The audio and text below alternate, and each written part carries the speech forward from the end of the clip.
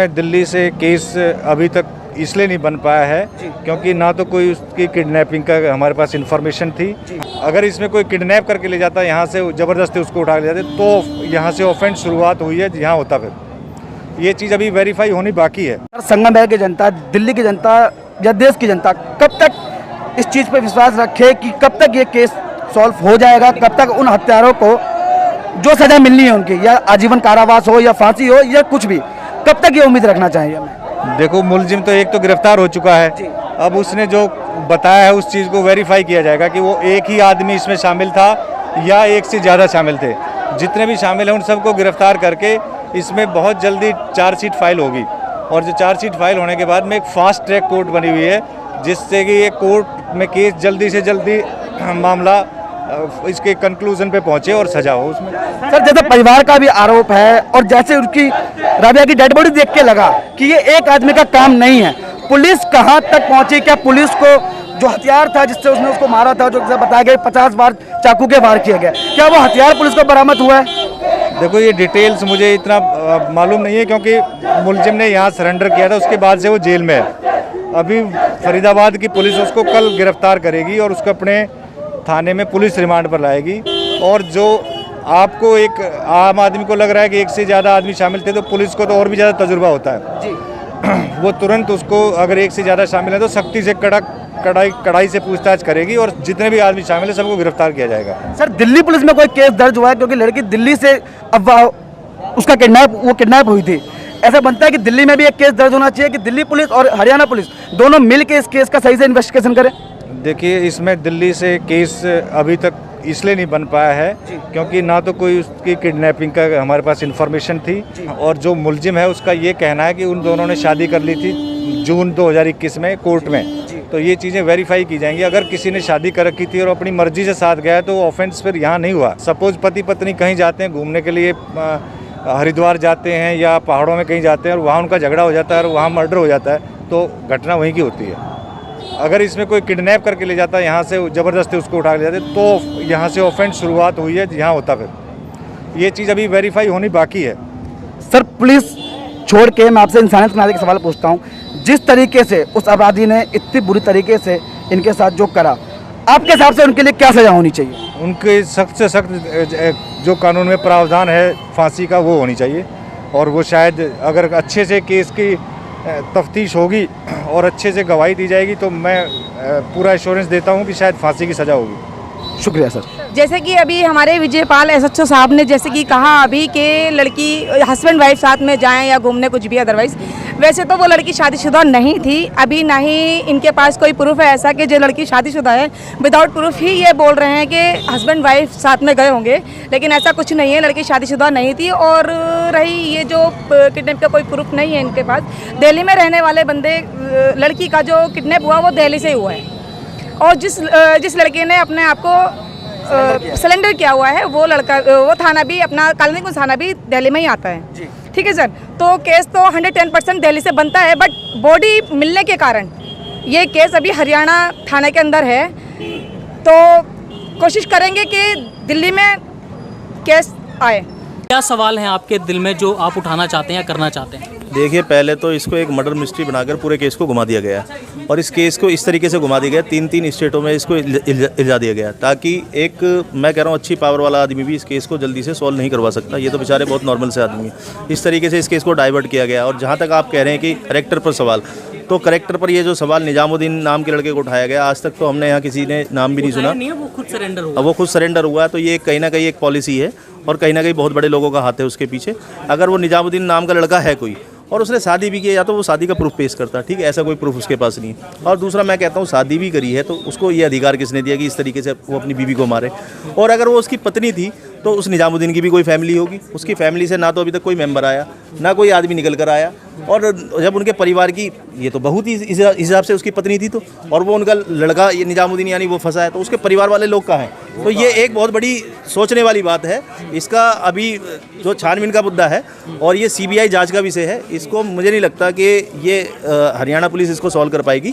और हरियाणा पुलिस ने अभी तक इस पर एक स्टेप नहीं लिया है। यहाँ रेगुलर नेताओं का आना जाना लगा हुआ है, बड़े बड़े नेता आ रहे हैं, अपने विजिटिंग कार्ड दे के जाते हैं, बता के जाते हैं कि हमसे संपर्क करें, लेकिन अभी तक इस कार्रवाई में एक स्टेप आगे नहीं बढ़ा है। इसको इस तरीके से उलझा दिया गया, लड़की किडनैप होती है डीसी ऑफिस से, उसको उठाया जाता है, तो मुकदमा कहाँ से बनना था? डीसी ऑफिस से।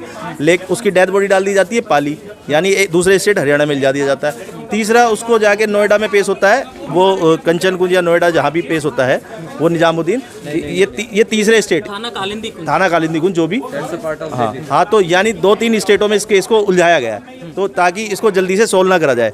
और अब हम दिल्ली पुलिस से रेगुलर मांग कर रहे हैं कि इस केस को यहाँ लाया जाए और इसको यहाँ से करा जाए केस को, और इसमें मतलब सीबीआई जांच बैठाई जाए। तो हमारी तो एक इंसाफ की मांग है कि हमारी अब ये बेटी तो जा चुकी है, ये हमारे पड़ोस की जो लड़की थी ये जा चुकी है, इसको अब कोई जिंदा नहीं कर सकता। लेकिन आने वाली जो हमारी बच्चियाँ हैं, अब और भी बच्ची हैं, हमारी बेटी हैं, माँ हैं, बहनें हैं, सब हैं, उनकी भी इज्जत का सवाल है और उनकी भी ज़िंदगी का सवाल है। क्या एक ज़िंदगी इतनी सस्ती है कि उसको मार दो और मारने के बाद उसको इंसाफ भी ना मिले? जिस तरीके से ज्योति नाम की लड़की का नाम सामने आ रहा है, उसकी ऑडियो भी जो है वायरल हो रही है सोशल मीडिया पर, क्या नहीं लगता जिस तरीके से वो बात कर रही है और सब कुछ जानती है, राजदार है, उसकी भी जान को खतरा है, उसकी भी सुरक्षा की ज़रूरत है? आपने बहुत अच्छी बात बताई, मेरे याद भी आया, क्योंकि ज्योति का मैंने ऑडियो सुना भी है और सब लोगों ने सुना। ये ऑडियो वायरल हो रहा है जिसमें वो बाकायदा कहती ही सुनी जा रही है, 1-2 लोगों के नाम भी ले रही है, लेकिन डर रही है, कहते हुए डर रही है। तो मुझे तो ये लगता है कि उस ज्योति लड़की को भी खतरा है और कहीं ना कहीं इस केस में वो बहुत ज़्यादा इन्वॉल्व है, और अगर उससे पूछताछ की जाए तो बहुत सारी चीज़ें निकलेंगी। लेकिन अगर पुलिस ने प्रोटेक्शन नहीं दी तो मुझे लगता है उसकी भी जान को खतरा है, क्योंकि वो भी इसमें बहुत बड़ा पार्ट है इस केस का। ये एक ऐसा इश्यू है जो सामने खुल के आया है। परिवारजन जो है उनका कहना है कि डीसीडी में एक पैसे का घोटाला हुआ, वो भी बहुत बड़े स्तर पर। डीसीडी के इस घोटाले को छुपाने के लिए मर्डर किया गया और इसको एक एंगल दिया गया एक्यूज़ के कहने पर कि लड़की शादीशुदा थी और उसका मर्डर इसलिए हुआ एक्स्ट्रा मैरिटल अफेयर के लिए, जो कि शर्मसार करती है। कहीं ना कहीं पुलिस को भी विभागीय कार्रवाई होनी चाहिए उनके ऊपर, क्योंकि उन्होंने एक ऐसे ब्रूटल मर्डर को इतने नॉर्मल वे में सिंप्लिसाइज करते हुए लोगों के सामने पेश किया कि लड़की शादीशुदा थी, उसके पति ने उसका कत्ल किया। ये बहुत ही बड़ा एक झूठ है और इसके तथ्य नहीं थे पुलिस के पास, आज भी नहीं है। आज हम एसएचओ से मिले, जो इन्वेस्टिगेटिंग ऑफिसर हैं इस केस में, सूरजकुंड एसएचओ, तो उनसे हमने पूछा, उनके पास कोई आंसर नहीं था इस चीज़ के बारे में कि ऐसा उन्होंने क्यों बोला। उनके वक्तव्य के पीछे भी कोई रीज़न नहीं है। वो एक लेम एक्सक्यूज़ दे रहे हैं कि हमारे पास जुडिशियल कस्टडी अभी तक मिली नहीं या पुलिस कस्टडी हमारे पास मिली नहीं, इस वजह से हम छानबीन नहीं कर पाए।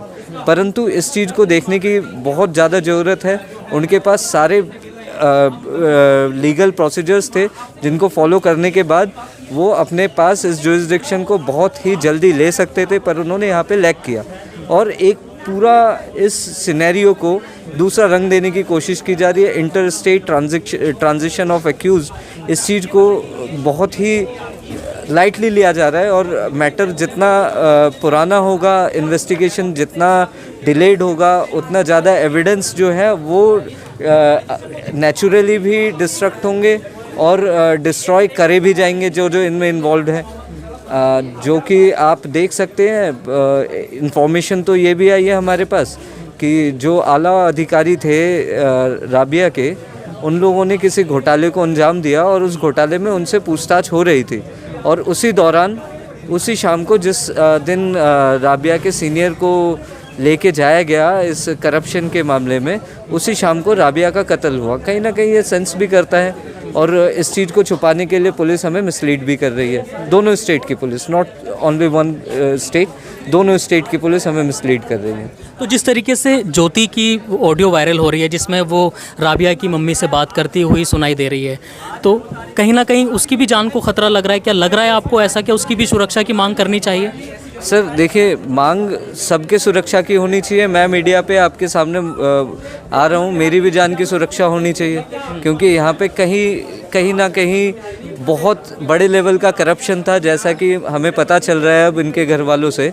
रात का वीडियो जिसका जिक्र आपने किया उससे में आपने देखा होगा, इन्होंने कहा कि एक पूरा बहुत बड़ा सेक्शन पैसों से भरा हुआ रहता था और इस तरीके से उस पैसे को भरा जाता था कि कलेक्शन कोई भी करे, राबिया को जिम्मेदारी दी जाती थी आप लॉकर को मेंटेन करो। अब लॉकर की जिम्मेदारी जब राबिया की थी, कहीं ना कहीं उसके पास बहुत सारे राज होंगे जिसको दबाने के लिए ये साजिश हुई हो सकती है।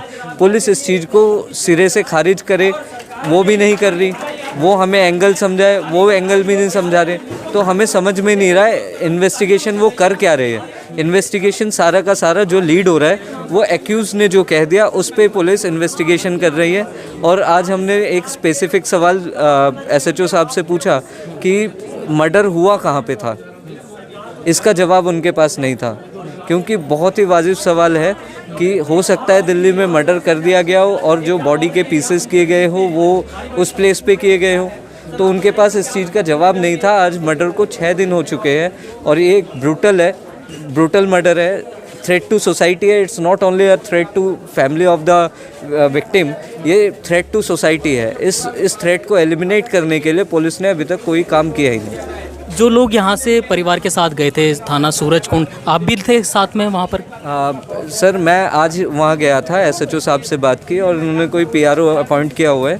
PRO साहब बहुत ही असामाजिक भाषा का इस्तेमाल करते हुए हमें मना करते हैं कि वो नहीं कर सकते हमसे बात, और SHO साहब के पास कोई जवाब नहीं था हमारे सवालों का। उन्होंने हमें आश्वासन देने की कोशिश की जो कि वो पिछले 6 दिनों से दे रहे हैं, सेम आश्वासन आज देने की कोशिश की, तो उनके पास कुछ भी नहीं है हमें बताने के लिए कि ये मर्डर हुआ, किस लिए हुआ, मोटिव क्या था, पर्पस क्या था, वेपन क्या था, प्लेस ऑफ ऑकरेंस क्या था, कोई भी पॉइंट वो हमें किसी भी तरीके से नहीं बता पा रहे। हम ये भी नहीं कर सकते कि हम अपने परिजनों को, जो हमारे परिजन हैं, जो बच्ची के परिजन हैं, उनको ले जाके प्लेस दिखा पाए कि इस प्लेस पे आपकी बेटी का देहांत हुआ है, इस प्लेस पे आपकी बेटी ने दम तोड़ा है, ये भी नहीं दिखा सकते हम।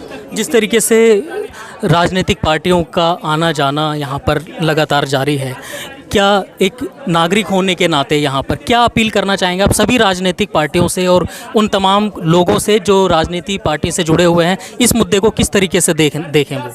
ये पॉलिटिकल रंग देना तो किसी भी ऐसे सेंसिटिव इश्यूज़ पे किसी भी पार्टी को ऐसा रंग देना नहीं चाहिए। इंसान जब 18 प्लस होता है, इंडिया का सिटीजन, तो वोटर बन जाता है, वो अपने अपने चॉइस की पार्टी सिलेक्ट करता है, उसकी गवर्नमेंट को इलेक्ट करने की कोशिश करता है।